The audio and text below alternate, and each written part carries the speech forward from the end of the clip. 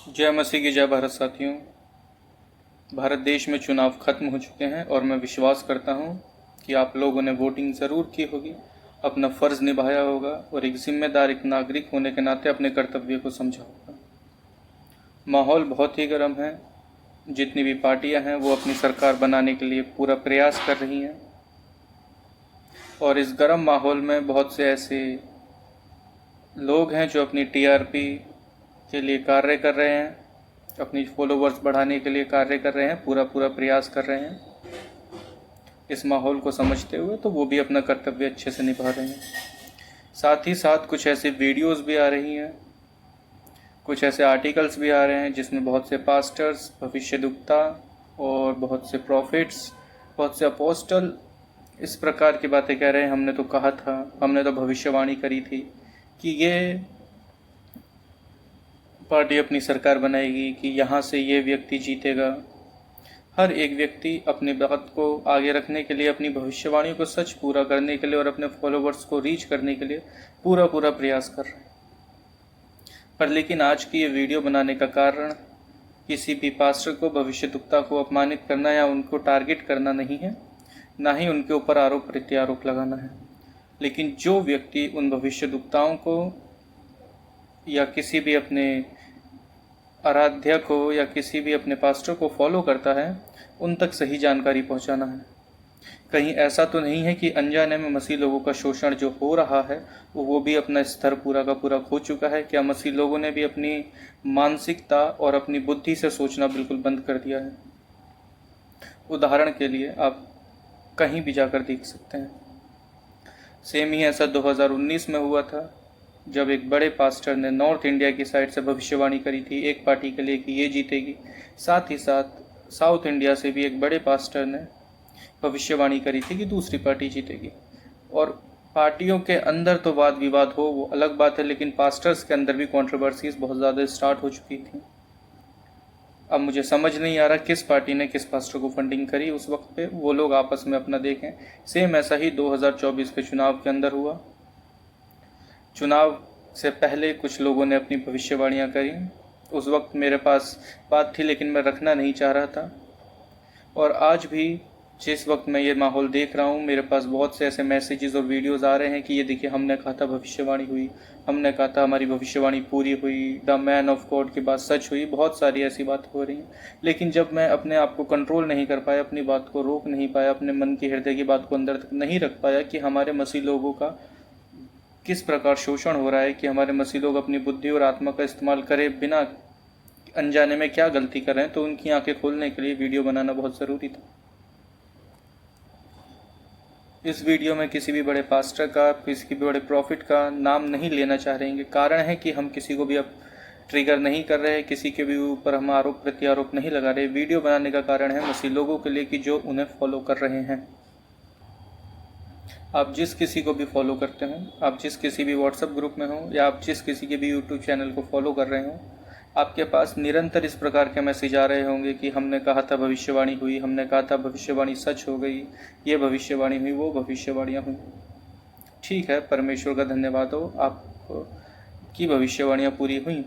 लेकिन जब आप लोग बैठे हुए थे, आप लोग सोच रहे थे और सामने से एक प्रॉफिट भविष्यवाणी कर रहा था, तो आप क्या कह रहे थे? आपको ये सोचना बहुत ज़्यादा ज़रूरी है। सबसे पहले तो आपको ये सोचना बहुत ज़्यादा ज़रूरी है कि भविष्यवाणियाँ क्यों होती हैं। यदि आप बाइबल में इस प्रकार कहीं भी जाकर पढ़ेंगे तो बहुत सारे भविष्यद्वक्ताओं ने भविष्यवाणियाँ की हैं। एक पॉइंट जहाँ पर लिखा हुआ है कि परमेश्वर अपने लोगों से भविष्यद्वक्ताओं के द्वारा बातें किया करता था। और भी बहुत सारे कारण हैं परमेश्वर के बात करने के। परमेश्वर के और लोगों के बीच का एक पुराने नियम के अंदर जो ब्रिज होता था वो भविष्यद्वक्ता होता था।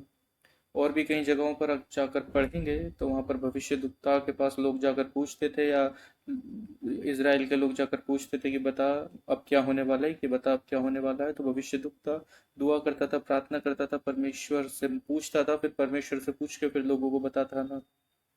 लेकिन आजकल के माहौल में भविष्यद्वक्ताएं जितने भी हैं, अपने आप को बड़ा भविष्यद्वक्ता बताने के लिए परमेश्वर के माहौल को सही करने की बजाय बहुत सारे माहौल को खराब कर रहे हैं। हमारे बहुत से मसीह लोग, बहुत से इस चीज़ के ऊपर आकर अटक जाते हैं कि हमें बिब्लिकली समझाइए, बिब्लिकली समझाइए। बहुत सारी बातों से मैं एग्री करता हूँ कि बिब्लिकली होनी चाहिए, लेकिन बहुत सारी बातों में आपके पास परमेश्वर का आत्मा है जो आपको समझाए। हर जगह पर आपको बिब्लिकली जाने की बजाय आपको अपनी अंतरात्मा से और अपने विवेक से भी पूछना चाहिए, जिसको परमेश्वर का आत्मा कंट्रोल करता है। और यदि नहीं करता तो भी बहुत सारी बातें हैं सोचने वाली।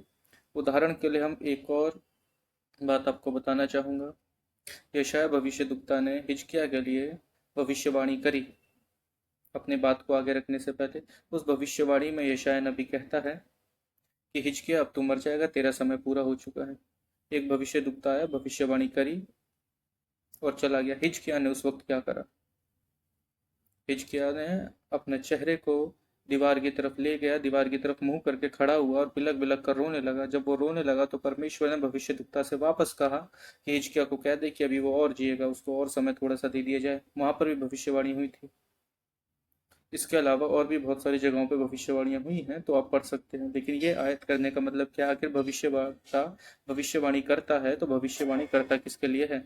क्या वो अपने आप को बताने के लिए भविष्यवाणी करता है कि मैं भविष्यद्वक्ता हूँ, लोगों को बताने के लिए कि मैं ही परमेश्वर का जन्म हूँ इसलिए भविष्यवाणी कर रहा हूँ? या परमेश्वर भविष्यद्वक्ता से भविष्यवाणी करवाता है कि मेरे लोगों के लिए जाकर नबूवत कर या भविष्यवाणी कर कि मैं उनसे क्या करवाना चाहता हूँ? अब आ जाते हैं आज के माहौल के ऊपर कि मान लीजिए एक भविष्यद्वक्ता खड़ा हुआ और कहने लगा कि ये पार्टी जीतेगी या वो पार्टी जीतेगी। भविष्यद्वक्ता से परमेश्वर ने कहा मैं इसके ऊपर नहीं आ रहा।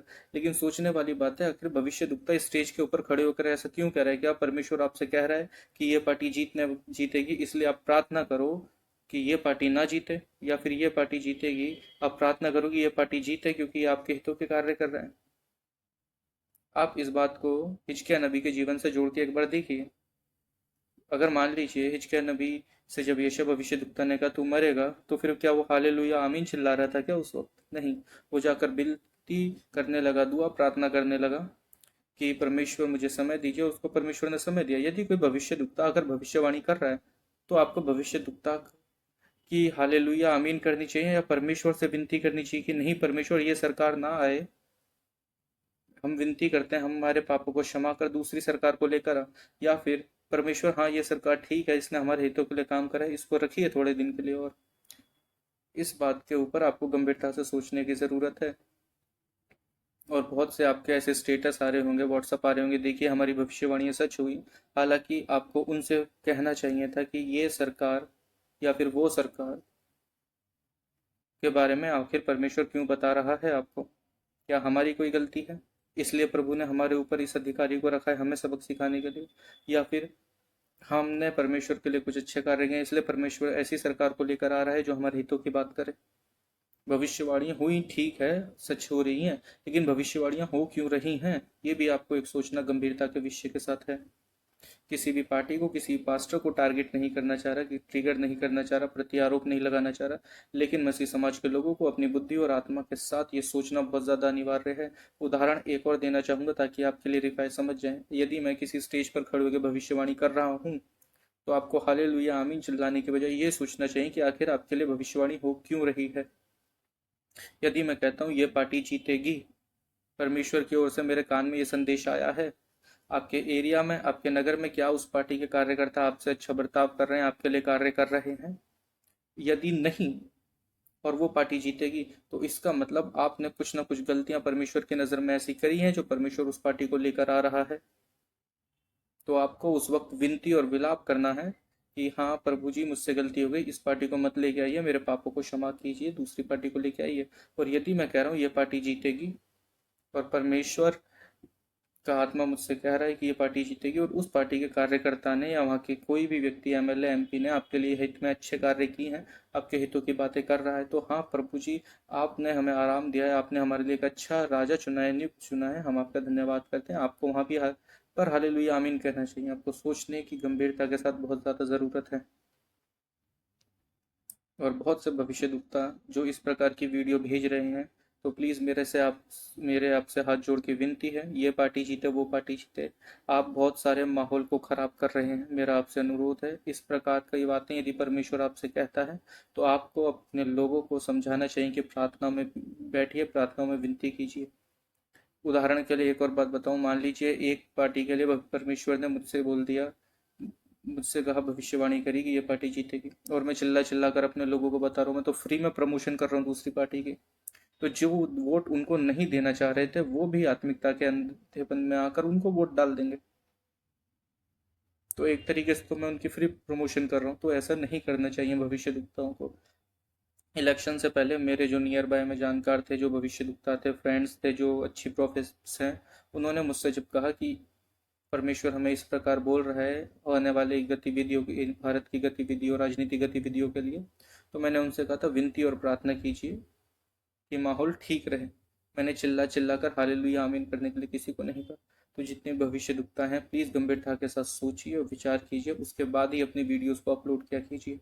जय मसीह की जय भारत।